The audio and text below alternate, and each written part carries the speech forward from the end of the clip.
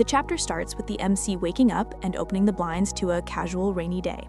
We immediately catch him fantasizing about Silver, the woman he met in the previous chapters. Truly a man. As our MC is brushing his teeth, he notices that he's suddenly grown 8 more of them. I think anyone can guess this is attributed to the golden fruit he ate in his dream. His body is transforming.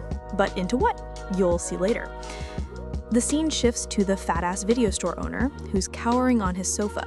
Lin-Jae asks him why he hasn't turned on the TV, and the guy immediately jumps up and switches it on. We then see a pretty cool scene of Blackie popping out of the screen.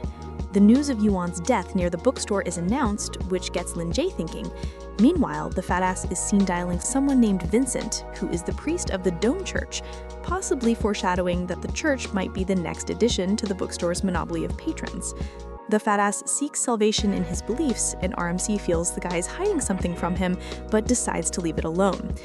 The scene shifts again as a new customer enters the bookstore. It's a girl in white wearing typical trendy clothes.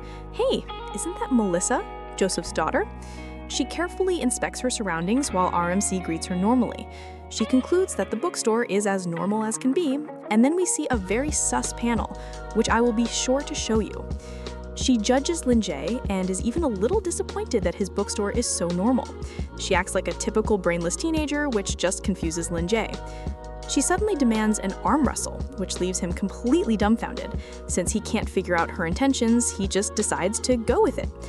Before the match starts, Lin-Jae analyzes Melissa. He figures she must be from a rich household until he realizes this girl is actually very similar to Joseph and is probably his daughter.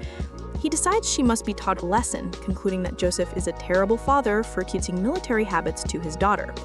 Melissa hesitates a bit, but Lin-Jae agrees and then asks her 2 questions. This leaves her completely startled, but also mad, all in the same panel. The match is a best of 3, and Lin-Jae is determined to teach this brat a lesson.